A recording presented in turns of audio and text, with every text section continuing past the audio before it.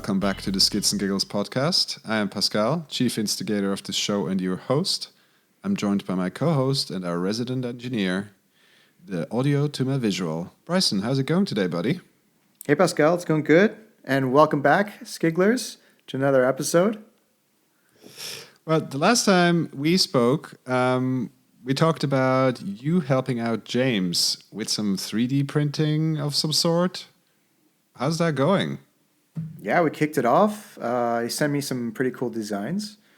Threw it in the computer, started to make some 3D out of it, and also ordered some material to make that. So we're going to use a bit of rubber, kind of plastic. It's called TPU.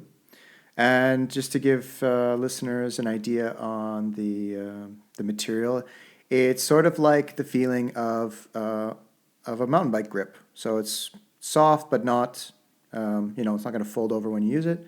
The idea is that when you stamp down on the ink pad, it's able to conform to the ink pad, get a lot of surface area of ink on the rubber, and then when you stamp down on the packaging, you're going to be able to get all of that ink from that actual stencil or graphic onto the paper or the package. And the idea is that, for those who didn't hear Season 1, Episode 1, James wants to make sure that he contributes a little bit more to the environment. He lets people know that they're not just getting an old ratty box, they're getting something that he decided that he's going to reuse that's good enough to protect the goods that he's shipping to them. And he's shipping, some really nice stuff around. So I think big kudos on James for this initiative. And I'm really happy to help out. Absolutely. And as Bryson said, if you guys haven't listened to the episode with James, you can find it on our website or wherever else you listen to podcasts as episode 32. We called it the State of the Bike Industry 2022, and we basically just catch up with James on how things are going in the industry at the minute, where the pressure points, how things have improved or not. And it was a good chat. But before we get to our conversation for today, let's briefly do our spiel with the social and where you guys can find more information about the Skits and Giggles podcast. We are currently most active on our Instagram, where you can skid right into our DMs and follow along at Skits and Giggles. And you can find our website with all the relevant links and info under the URL skitsandgiggles.com. Also, if you guys like what we're doing and want to know what's up, just give us a follow on Spotify. Hit subscribe on Apple Podcasts or wherever else you listen to great podcasts. Speaking of Spotify, do you know that they have a rating system now? So you can give between 1 and 5 stars for podcasts? Yeah, I mean, that's a cool thing. They just released it at the beginning of the year. And so if you guys like what we're doing, also on Spotify, you can ship us a 5-star rating. It helps us reach more people like you and helps us grow our show. For any reason you think that we don't deserve a 5-star rating, we'd love to hear about it. Actually, it's one of my goals for this year is I really want to connect with more of our listeners. So please, I'm looking forward to it. Coming back to today's episode, we sat down with Darren Mace. Darren is the host of a mountain bike channel on YouTube, whereas the trail tracker, he is traveling around the country and the continent and the world to find cool trails and document those via video for his channel. He also does some other cool stuff like reviews of bikes and silly science experiments with chain rings and such. For us, it was really cool to hear the perspective of someone else that has taken his passion project public and is basically pursuing his hobby via his video channel and is sharing that with his riding friends. And so that was cool to hear. And Bryson, what did you think of the conversation? Yeah, it's always great to talk to a fellow creator. My big takeaway was his insight on his video mounting. So I won't spoil it for the rest of the listeners, but I'm going to take this tip on, and I think everyone should to create some great content. Where are you going to put your GoPro next?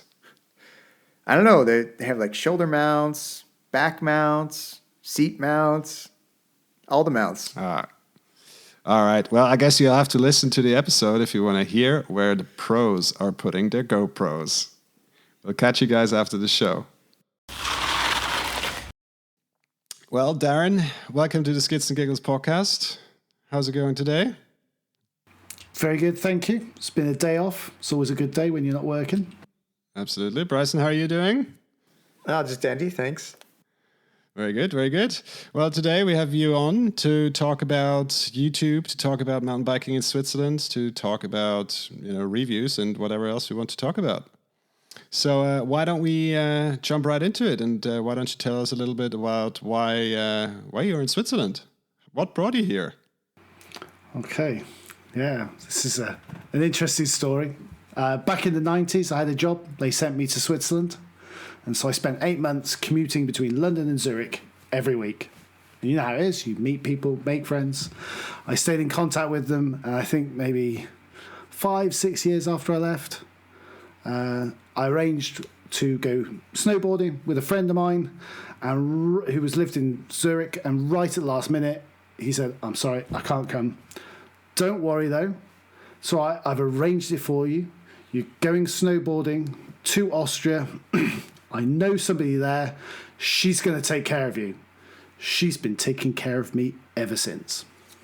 There you go. That's a good story. And and then obviously the snowboarding that was successful in Zurich, of course, has its own appeals. But has mountain biking always been a part of that, or has that only been coming later once you were really here? I started mountain biking as a teenager. I think I was about 16 years old. I got a job at McDonald's to buy my first mountain bike. I earned that bike. And I did it as a teenager. Then I went to university, discovered other things. Left university, started motorbike riding. And then I came to Switzerland and I just looked at all the hills here. I was like, I have to buy a mountain bike and start mountain biking it again. That's how that happened. Okay, there you go. You just want to explore. Yeah, I mean, I got here and I got one of those Swiss single trail maps for my local area, and I just went off exploring. Okay. I wasn't working at the time, so I had time, and I just went and found every trail I could on that map. Okay, well, I mean, the Swiss single trail map, that's that has now developed into a very big database that can be found on the Ride homepage, and I believe you get access to it with a Ride subscription. Great magazine. If anyone wants to support the old print magazines, and that's definitely a nice one. There we go. There it is. And so today, what does your riding look like today? Still exploring, or do you just ticking off the favorites from all that exploring you've done in the past? I'm always exploring new trails. That's what excites me. Going finding something new, something that I've never ridden before, new challenges. I mean, that's what it's all about, really. Oh yeah, for sure. And what are your favorite riding spots at this stage? I mean, you've done a lot of exploring here in Switzerland. Maybe what kind of the favorites? Oh God, that's so hard to pick a favorite. I mean, it really is. There's so many great trails out there, and the last 5 trails I've ridden are usually my favorites. Yeah, it's really hard to say. It's really hard to pick one. I really like Lenzerheide. I've done quite a few videos around there. I think they've got a really good scene on the go. Mostly outside the bike park is the stuff I really like in Lenzerheide, especially when you go over towards Arosa. That's pretty cool. Flimslarks, there's quite a lot of good stuff going on there as well. Ticino in the winter, early season, late season.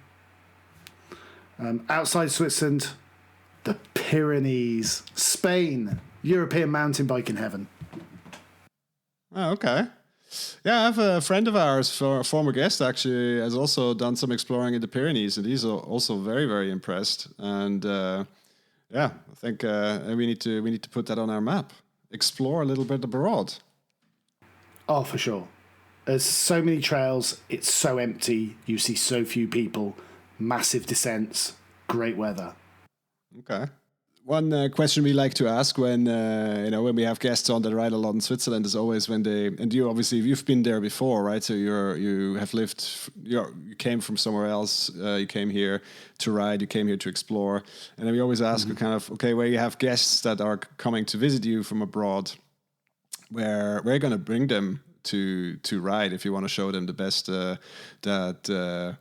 that Switzerland has to offer. Is that the same as your favorite spots, or would you take someone that is not used to riding in Switzerland to a different spot?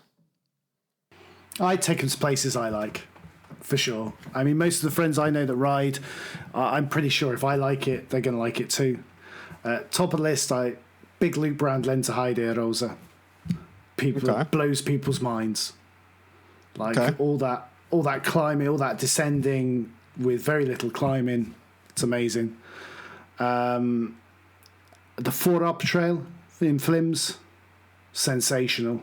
It's a really great long descent from the glacier all the way down to Flims. And friends that like bike parks, there really is only one place to go, and that's the Alpen Bike Park in Chur. That's where I take them to, because that place rocks. Oh, yeah, absolutely. Okay, but I guess, all that exploring, is that what drives you to ride, or what else are you getting out of riding? What inspires you riding these days? Riding's a release, it's something that takes me away from what I'm doing every day of the week, gives me time to process my thoughts, especially on the way up the hill, and then descents. For me, it's like meditation. You're so focused on the trail that it just empties your mind of everything else, and then nothing else matters when you get to the bottom of the trail. It's just amazing. I don't know what I would do with my time if I didn't mountain bike. Oh, for sure. I mean, certainly that sentiment of being in the moment and being present in the moment is certainly what appeals to many, including myself.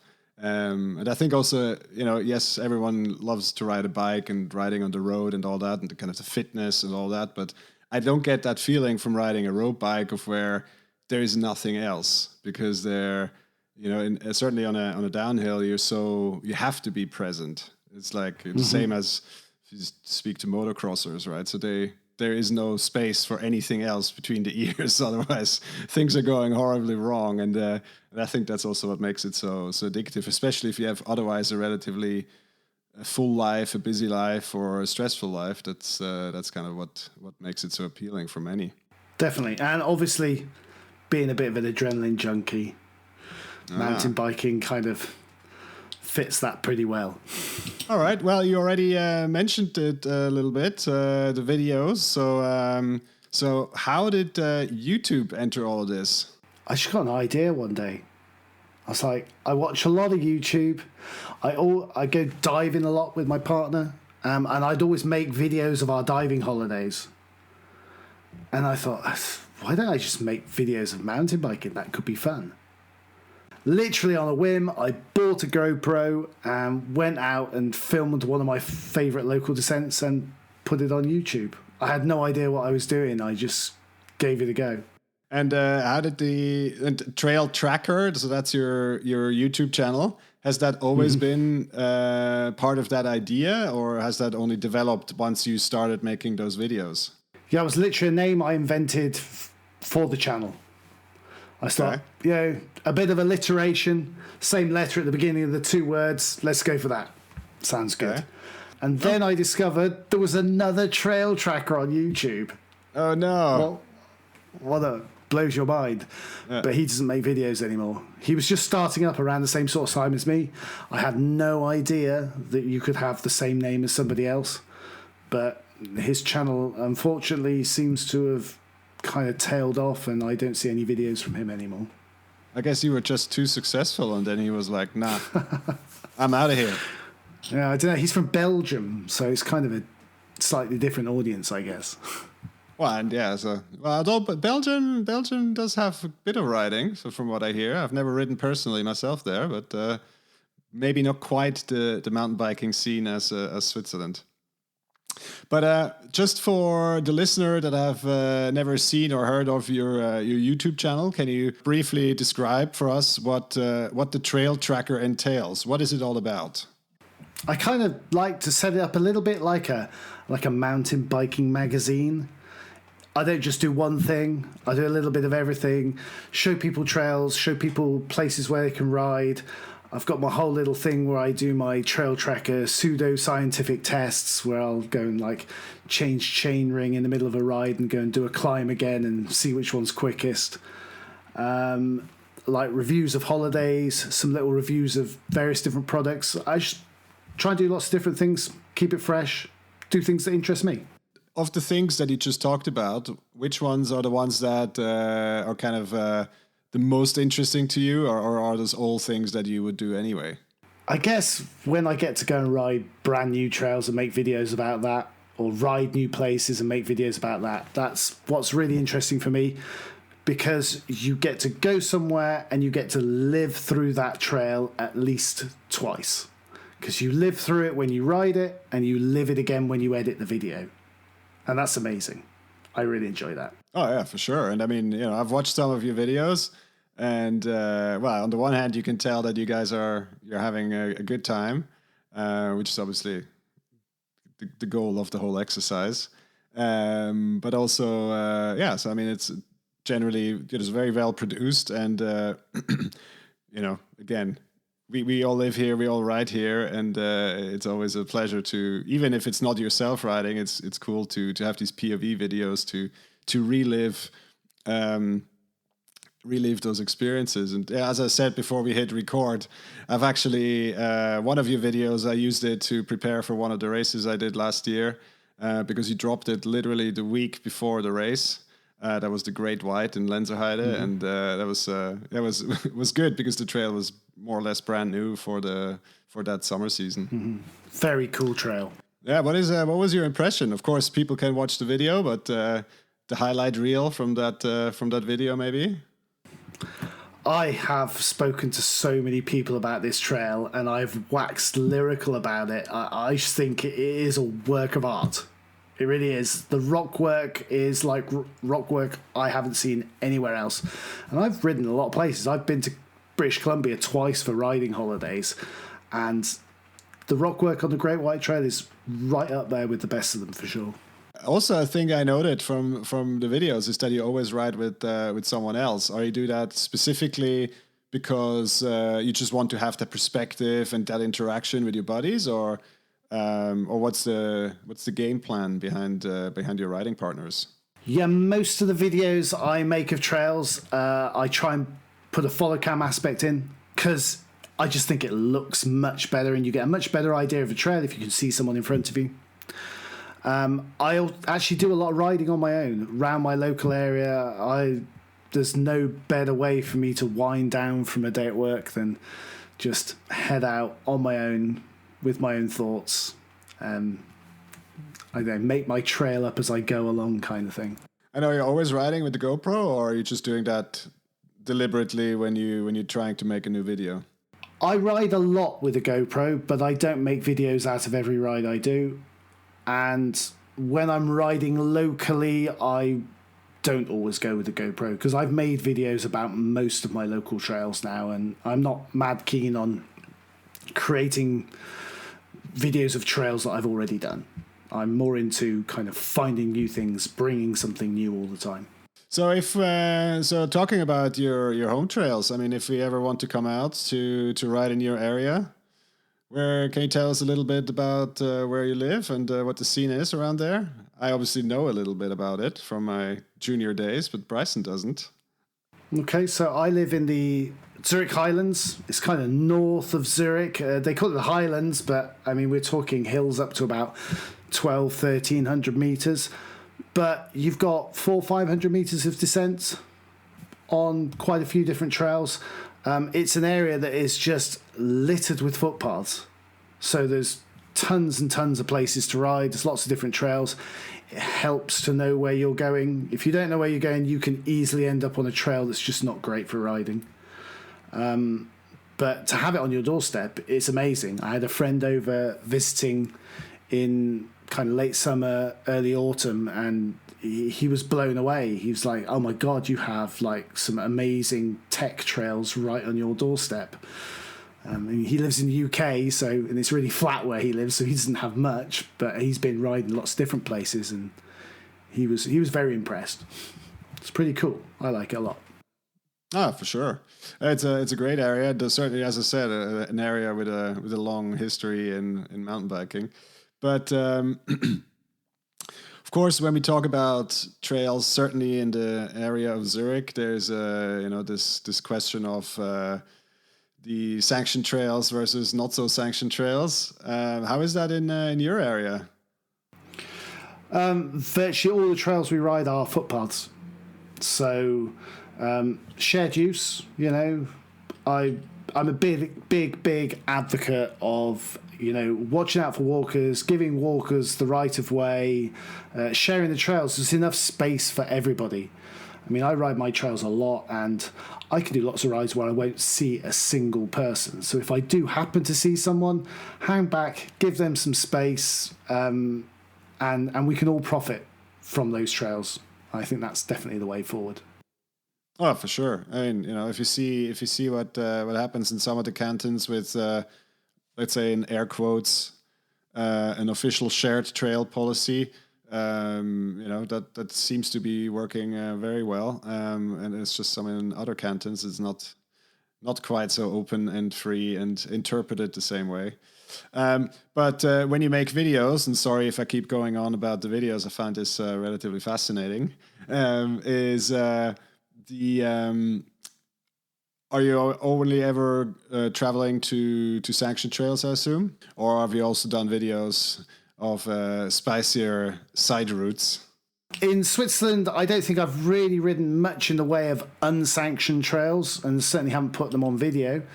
But when I went to the UK over Christmas, I rode some trails there, and the scene in the UK is a bit different here, and lots of them are pretty much unsanctioned trails. But it's widely accepted, so I'll definitely be making some videos of those.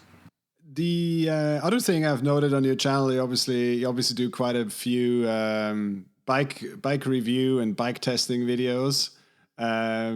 What has been the driving force behind that? Is that you have your bike and you give an honest review? Is that those are the questions you ask yourself?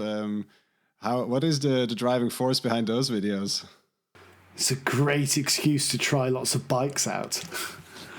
I think that's the principal thing, and those videos are super popular. So I thought, well, I'm going to try these bikes out. I usually do it when there's not so much riding going on, so I tend to focus on those kind of things in spring in particular, as the riding season's starting to kick off. I might not have a lot of trails to video, so I might not have a lot of film to put out. So I'll go and try a bike out, put together my thoughts, what I think. It's always a bit risky. Not everybody agrees with what you think. You can get a little bit of vitriol if you kind of say you don't like a bike that somebody else loves. But I guess that's part of the course. We've all got different opinions, and that's what's so amazing about the whole thing, I think. Mm-hmm. Well, I mean, that's one aspect I want to come back later is that if you look at your comment section on your channel, it's very civilized and very engaged. So that's something I really want to come back to later. But I have a few more things that I want to touch on. In terms of the grand master plan for the channel, do you have a clear vision in which way you want to develop, in which kind of area of your channel that you want to push forward with, or are you keeping that kind of open and whatever is fun for yourself? Yeah, there is no master plan. I'd love to be able to tell you there was, but there isn't. It's like a week by week effort. What video am I going to make this week? If I can get 1 week ahead of the videos, that's amazing, but it rarely happens. I'm usually making a video each week, and that's the video that goes out. And, I just do it because I enjoy it. Like I said, I don't have this huge master plan. I don't know where it's going to go. I'm kind of excited to see where it will go. But you do make it a deliberate practice that you try to put something out every week and try to engage with the channel and to kind of also there's of course a bit of a science to it, right? So kind of feeding algorithms, feeding certain other channels, etc. So is that part of your process? I kind of like to try and put a video out every week, and everybody says you should put a video out every week, at least one, if not two, and have a schedule and stick to that schedule. And I'm rubbish at sticking to the schedule because life just gets in the way. I mean, editing videos is a time-consuming business. I enjoy doing it, but I have to fit it in around my life. And that just means that some weeks a video comes out on a Thursday, and then maybe next week one will come out on a Sunday, and that's just the way it is.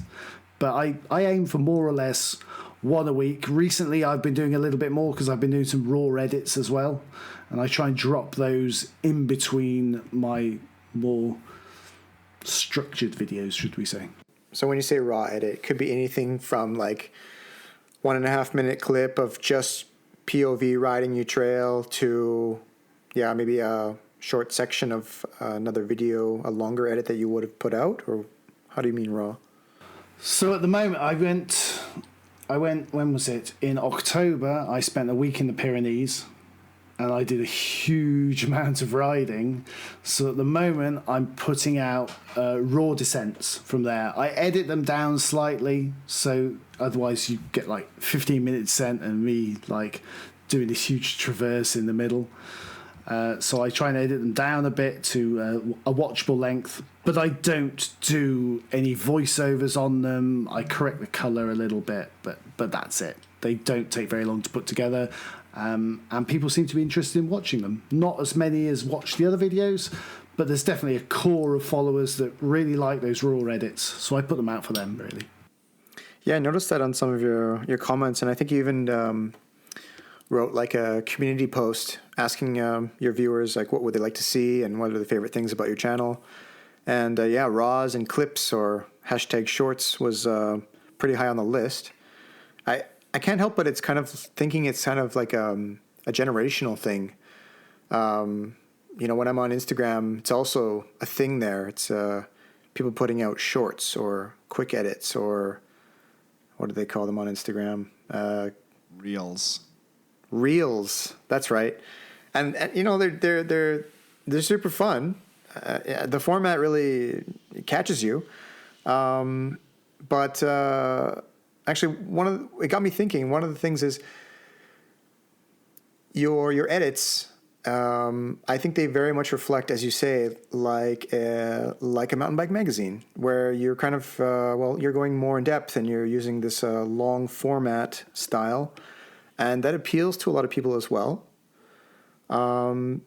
Have you looked into anything or kind of have any feelings or thoughts about kind of the demographic or the, I don't know, whatever you want to call it? What are your thoughts on the shorts or the raw edits versus the normal long form edits that you're putting out? Okay, I mean, I think what I focus on is what you would call the long edits. If I compare myself to other YouTube channels, I think I keep mine a little bit shorter. One of my really big focuses is to not put anything that's superfluous into that edit. I'm pretty brutal when it comes to the cutting room, and if you looked on my cutting room floor, you'd find a lot of footage that's just been thrown away. If I start editing something and it comes out to 10 minutes, you can pretty much guarantee it'll be 7 or less by the time I've finished messing around with it. I really want to try and keep people's attention, even if it is a longer format. I've done some reels on Instagram. I did last sort of late winter, early spring. I did the 30-day ride every day challenge, and I put out a reel every day, like this really sort of short little edit with a little bit of music, 30 seconds long of what I'd been doing that day. And that was kind of fun. But I think my focus is definitely on the kind of videos I like to watch. I mean, I'll be honest, there's one YouTuber that I watch a lot, and I think he's probably been quite a big influence for what I do, and that's BCPOV. He's without a doubt my favourite mountain biking YouTuber. I watch him religiously, every time. And I love what he does, and I kind of see my riding videos, I think, kind of lean a little bit towards the kind of thing he does as well. Eric does a great job, yeah. And so tell us about your 30-day ride challenge. Was it just around your house and your local trails? Mostly. Yeah. I did go to Zurich for one of the rides I did there, which was fascinating. I've got a friend who used to live near there that I ride with quite a lot. So he went and showed me the trails there, and we found some camels on the trails, just like you do in like March Normal in Zurich Switzerland. thing. Yeah, just normal, just some camels on the trails. Otherwise, it was mostly around home, and then I went to Ticino for the finale, the final day. It was March. Trails were beautifully dry. The skies were beautifully blue. And we went down there and did a weekend of riding just to finish the 30 days off. Beauty. Any massive fails or decent successes? I had a massive crash in the middle of it. Oh, that'll put you off. But he didn't let it. It's a local trail, a trail I know really well, but it's this long kind of sketchy set of steps, and the trail was at the bottom of the steps. There had been a landslide, and a bit of the trail was missing, and I think the issue was I was talking to the camera and not paying attention to what I was doing, and just my front wheel slipped sideways, and I went straight over the bars on these steps. And it's the only time I've ever crashed there. I know it really well. I shouldn't crash there, really, but that was probably the biggest fail. That make it onto the edit? Oh, for sure. Oh, right. Okay. Yeah. I'm going to check that out. Was it day 15 or 16? Or? It was the end of 1 week. Okay. So it was the perfect cliffhanger. Will he finish his 30-day challenge?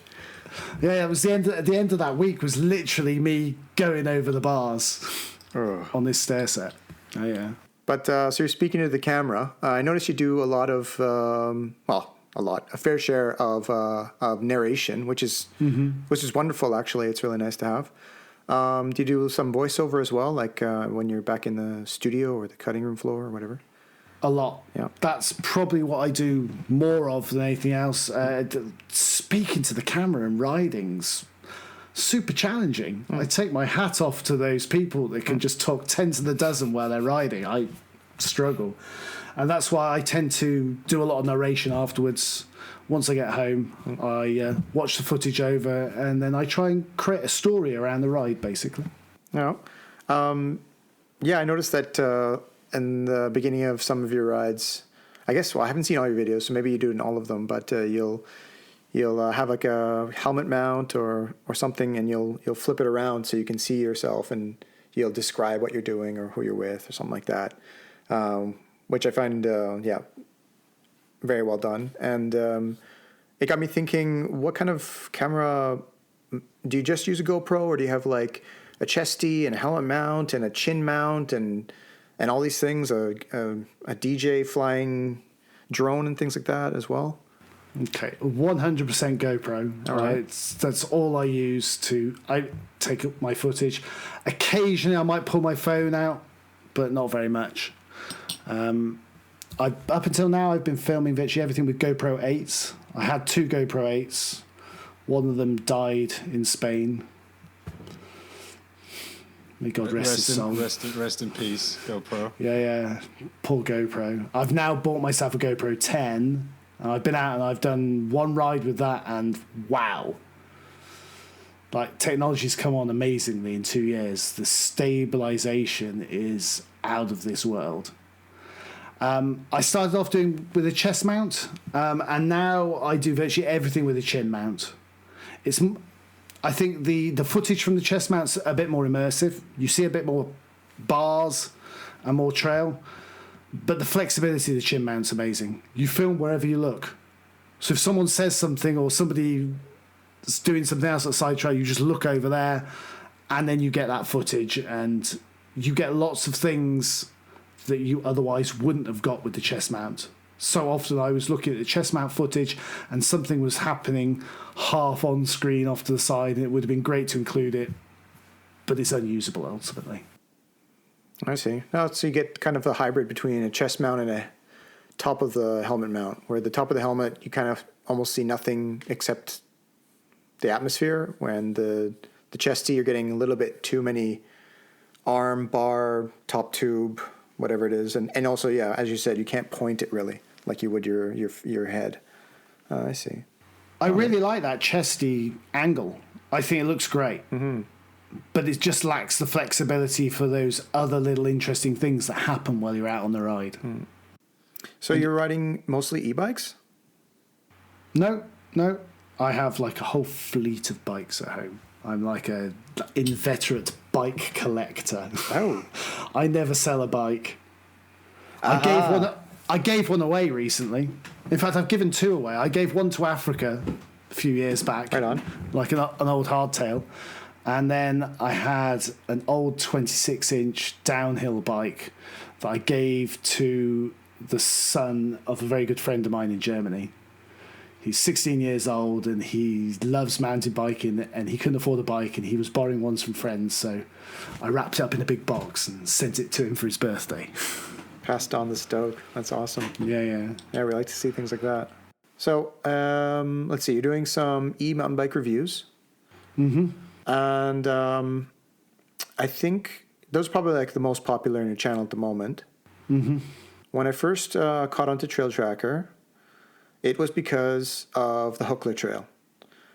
And I think you were the first one to do at least a decent, if not the first one, to do a Hookler Trail POV. And that's kind of how I got onto it. And then I thought, okay, hey, there's a guy, non-Swiss native, doing videos about riding in Switzerland. I was like, okay, actually, that's a little bit like, from my perspective, what I'm doing on the Skids and Giggles podcast is like, I'm not from Switzerland. I'm in the process of becoming Swiss, I think, but it's also an English-speaking media. And then with Pascal, we're kind of spinning it that way. I'm curious about now. I would say it's a really different media, being audio and visual. But how's your feeling on the reception being? Because I can't even it doesn't even come to mind if there's Swiss people doing like in Swiss German kind of a trail trekker. So you're doing it in English. What's the reception like? It's great. I mean, I get people that write comments in German on my channel sometimes, so I just write them back in German. Yeah, that's no problem at all. But also the subtitles that come up automatically, or the closed caption titles on YouTube, work pretty well. I don't know whether it's because I've got like this clear English pronunciation that maybe helps this, but I also get to see on my analytics how many people use the subtitles.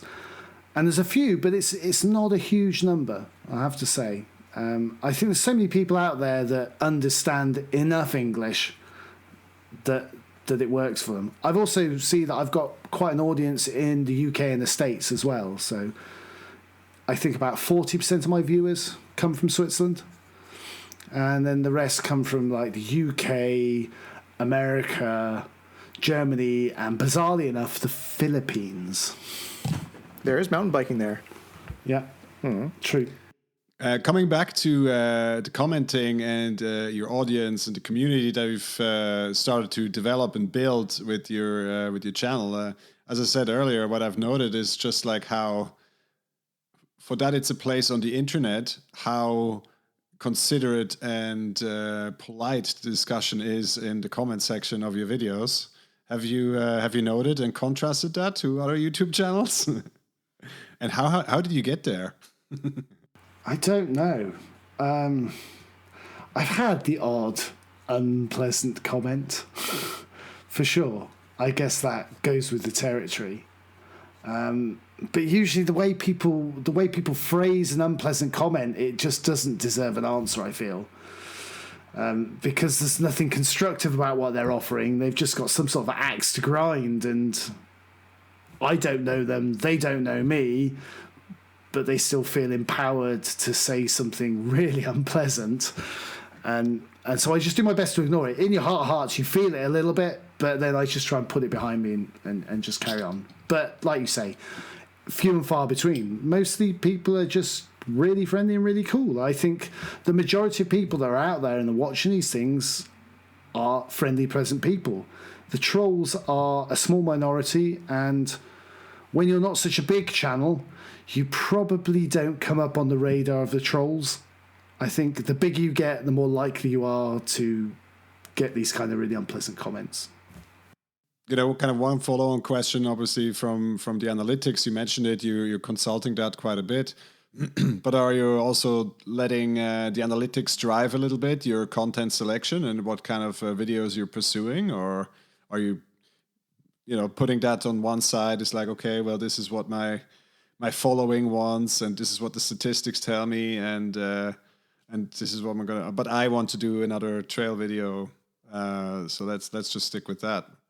A little bit, not much. A little bit. It's always in the back of my mind that I shouldn't do the same thing all the time. I just throw something in that's a bit different. If I haven't done a review or something for a long time, then I'll try and find a way of going and reviewing something, because I know people are really into it and they really like it. So I'll do that occasionally. Just throw something in that's a little bit different to everything I've been doing before. Which I guess is slightly informed by the analytics, because I know if I review something or do like a test, those are the videos that get a lot of views, basically. Oh, I think the one I've got with the most views is I think it's over 30,000 views now.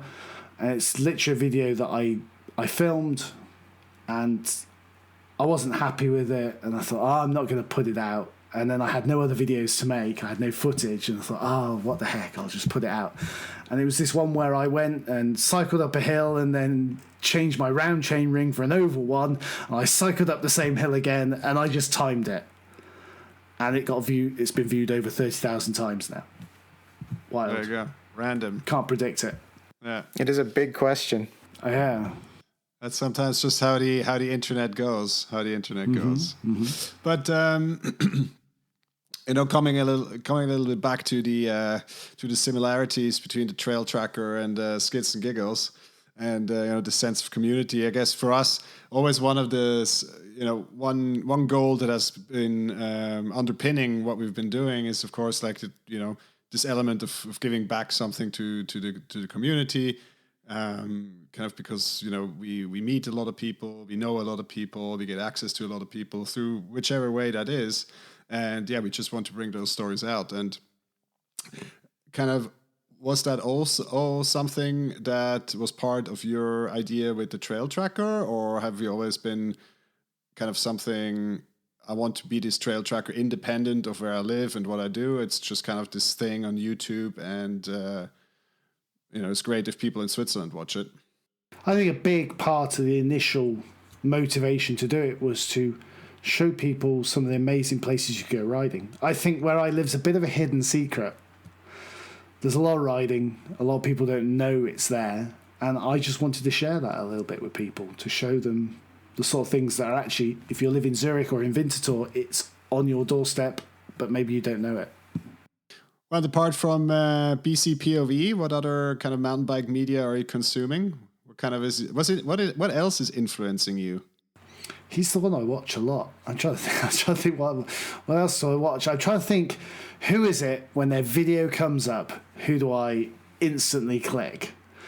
And it's Eric and his wife Yuka. In fact, I watched one of her videos just before we came on here. Those are the ones I watch a lot. Yeah, apart from that, I kind of graze. I think that's like the way I'd like to describe it. I kind of dip in and out a bit here and there. I know some other YouTubers personally, and there's some of those that I will always click on their video out of personal interest to see what they're up to. What are they doing at the moment? I've got a very good friend who I ride with, lives around the corner from me, who has a YouTube channel. And obviously I watch all his videos. We often ride together. And so it's really interesting to see his take on the ride we did together. I kind of like that. Yeah. Do you swap some tips for editing? Oh yeah, all the time. He was round at my house last week. He was round at my house last night, and we were talking about editing and what software we use. He now uses the same software as I do. He actually went and had to go and buy himself a more powerful computer to make that software work. Things like that. Oh, I should mention his name at some point in time. Is that cool with you guys? Yeah, please. Oh, for sure. So who is this other influencer, or who is this other content creator? Okay, so his name's Christoph, and his channel's CKMTB. I think he's got somewhere around 800 subscribers at the moment, around that. He does his whole channel though is in Swiss German, and so I think that's really impressive that he's got that kind of reach when he's just doing it in Swiss German, because I think it's a little bit more of an uphill struggle. But I really like the edits he does. I think they're very cool. He's very natural in front of the camera. And I think he's got a really nice way of explaining what's going on. They're definitely different types of videos to the ones I do, which is also pretty cool, especially when we're videoing the same ride. Yeah, I can see how it could create this like duality where you have two different perspectives, two different languages, same trail, and then you can also share the experience and the stoke. That's a really cool idea.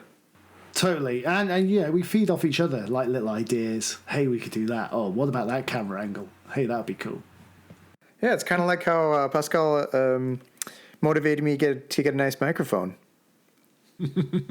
That's the beginning of everything. It starts with great sound.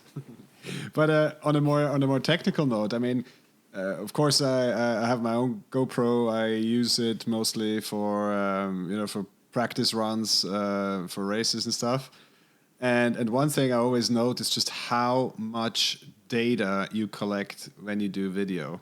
So how are you dealing with all of this? Lacy 5 terabyte hard drives. Oh, there you go. They get warm on a daily basis. Lots of them. I've got 3 in my office at the moment. Okay, they're not full, but I've definitely got 10 terabytes of raw data. Wow. And are you just putting them on those hard drives and then let them sit? Or are you eventually saying, well, if I haven't touched it in 2 years, I'm going to wipe the hard disk and fill it with new stuff? Or how are you dealing with all of this? It's a bit like bikes. I don't sell bikes or throw them away. I don't think I'm going to end up selling these. I mean, hard drives aren't as expensive as they used to be. 5 terabytes will do me about a year. About a year's worth of footage, I guess. And it's 120 francs. So somewhere between 120, 140 francs. And I'll invest that for a year to keep my footage. You never know when there's something you want. I'm just about to start editing a video now, and I know I'm going to be searching back through the hard drives for certain footage to put into that video. So, oh, for sure. But yeah, no, I was just thinking about, obviously, as I said earlier, I watched a couple of videos. I know those trails. And, one example was the Seeabfahrt in Flumserberg. And I know it's like, if I'm on a cruisy run, that's whatever, 12, 13 minutes or whatever. And your video is with commentating and narration and everything. It's 5 minutes. And I was like, where did the rest go? But then again, the trail is not mega engaging all the way from top to the bottom. So, but yeah, I mean, there's a lot left on the cutting room floor, as you say. For sure. I mean, it's really important to me that I try and keep the videos engaging. My aim is, this is the thing with YouTube, you always get all these statistics like what percentage of your video has been watched. My aim is to make sure that on average it's watched for over 50% of the time, and that's actually pretty good for YouTube. If you can get it watched over 50% of the time, then people are pretty engaged in it. So you've got some great original content. Have any brands or components, people approached you to do some things for them? Yeah, every now and again I get emails from people about various different products. I know somebody who's in mountain biking marketing, so I've had products from him to test out. And you get a lot of Chinese companies approaching you with their latest product, and they'll send it to you, and it'll be utterly rubbish and it'll end up in the bin. That has happened before now. I tried one product and it was awful. And I think I literally filmed myself dropping it in the bin because it was so rubbish. I also noticed you have a pretty decent following on Komoot. Komoot? Komoot, yeah. Komoot. Wow, that's how I say it. Whether that's the right way to say it, who knows? I think that's the way they designed it. Do you have some kind of collaboration with them, or are you just kind of giving her and people are catching on? Yeah, no, I just use it. I tried Strava out for a while, but I definitely went away from Strava when I noticed that people were using my local trails as racetracks and trying to compare times with each other. You know, they're public footpaths. I just really felt if people are like trying to compete for times on public footpaths, we were one accident away from losing access. And that's why I moved away from Strava for that reason. And I went to Komoot because it's great for planning rides. You can plan where you want to go. You can transfer it across to your phone. You can get turn-by-turn navigation on your phone. I think it's just a really good product, and it's really useful. Yeah, so that's why I use it. Especially the terrain types feature. This is great. Mm-hmm. Yeah. All right. Well, I started following you, and actually, I was looking through a bit of it, and I think I contacted you on, I don't know, I guess it was something you posted one time. I can't remember which media it was, but basically I was like, hey, Trail Tracker, are you going to release this on Komoot? I want to see this track, and like I want to go ride here because it looks amazing. And your reply was, well, sorry, mate, I can't give it to you, but I can give you the name of the guide who took me there, and, you know, he'll be happy to do it. And I thought about it, and I was like, okay, well, that sucks.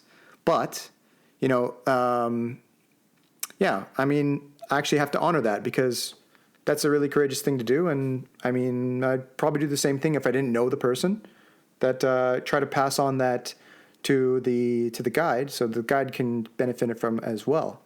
And I think this brings a lot of that community feel that Pascal, you were talking about earlier. It's just like, how do we make mountain biking prosper? And it's by doing things like that. So big kudos to you, Darren. Thank you. Yeah, it was really important to me. I had this guide, I think it was in the south of France when I was riding down there, and he just showed me some of the most amazing riding. And without him, I would never have found it. And he was super kind. He actually sent me the GPX files if I wanted them as well for my own personal use. So if I wanted to go back and just try and ride it on my own, that was cool. And I just thought to myself, I don't want to not sell his data, but just give his data away to somebody, because he's doing it as a bit of a hobby. He's doing a great job. He knows some amazing places. And I thought it'd just be much cooler if people maybe contacted him. He's not like his guiding was even that expensive compared to a lot of guides you'd see elsewhere. Before we hit record, you mentioned that your students, so you're a lecturer in your professional life, your students found out that you have a YouTube channel. Is there a funny story you can share with us, maybe before we close out the show? Just keep in mind they are listening. Yeah, funny story. I mean, no, just when they find out and then they come up to me and they ask me, and the surprise in their voice it's just kind of cool. It's kind of interesting because obviously lecturer, it's pretty a staid profession. There's definitely an image that comes with that job. And I guess, you know, mountain bike rider, likes to ride downhill, likes to jump as well. That's just not in the 40-something lecturer category. Well, we're getting towards the end of our time here, so we would like to move on to our closeout questions, if that's okay. First one this year. The first guest, we are closing out the show with the questions. So the first one we like to ask is if you could tell us a little bit more about that first bike that got you really stoked on riding. Oh, I know exactly which bike that was. Yeah. It was a BMX. I was 11 years old and I had yearned after a BMX. All I had was a racing bike, and then I I got this BMX, I think it was for my birthday or something, when I was 11 years old. And I lived my life on that BMX. It was what was the make? It was a Piranha, I think it was called. Something back from the 80s. It had mag wheels. Had I don't know what else did it have. It was so special. It was just had these great mag wheels. Oh, it had one of those bent seat posts that was supposed to allow you to wheelie better. And that was got me stoked. I learned to jump a little bit on that bike. I learned to endo. I spent hours doing 180 endos outside my house. I loved that bike. And then I'd hang around with my mates on it. I learned to bunny hop. That was the big thing. I learned to bunny hop on that bike. And that obviously really helps later. That's what really got me into it, I guess. Nice. Great story. Okay. Well, then... Second question is, please imagine yourself as Harry Skidini, a imaginary bike magician extraordinaire, and you can make riding a bike more awesome for anyone by the stroke of a magic dropper post. What would you do? Oh, that magic dropper post. I'd have that magic dropper post with me everywhere I went, and I'd use that magic dropper post to give people fresh rubber. I'd ride around, I'd see people, hey dude, you look like you need some fresh rubber. Bing! Oh man, it's really wet and muddy. Fancy some mud tyres? Bing! Because, I just think fresh rubber is the most amazing thing. I have friends and people ask me I'm going on holiday here, what should I do to my bike? I'm like, buy fresh rubber. If you're going on holiday, get fresh rubber, you'll have the best time. That's what I do with it. I just love to be that guy that goes around everywhere going, hey, fresh rubber, dude. Enjoy. Have a good time. That'd be cool. All right. With your magic drop post, you're going to set yourself up on a decent corner. With some, you're gonna watch some riders come down with some speed, pulling some big drifts and skids, and you're going to be granting these guys new rubber. But while you're standing there watching, you're witnessing some amazing skids. And if you could pick one out and describe it to us today, what would make the perfect skid? A synchronized skid with friends. Well, where you come piling in to this big open... It doesn't even need to be in a corner. Just this big open space, and everyone rips that rear brake all at the same time, and there's this beautiful synchronized skid to a halt. Those are the best skids. Nice. I feel that one. I love it. Yeah. I'm feeling it. Well, Darren, that was awesome. Thank you very much for your time and all the insights. If listeners have any questions, they want to find more about you, your channel, where can they find you? Yeah, I'm on YouTube. You can find me, Trail Tracker, tracking down all those great trails that you want to see and go and ride for yourselves. Well, I'm sure we'll put that up in the show notes, and you guys can find it there. Darren, thanks again. We had a blast, and I hope to see you soon somewhere out on the trails. Yeah, I hope so too. Thanks so much, guys. Thanks for listening. We really hope you enjoyed this episode. As we mentioned at the top of the show, you can find all the links and the relevant info to this episode in the show notes. Also, if you enjoyed this episode, why don't you share it with your riding buddies? It really helps us grow our show and reach more cool people like you. That's great advice, Pascal. I really enjoyed making the episode as well. And I'm really looking forward to all the cool stuff we're going to be doing in 2022. So stay tuned, guys.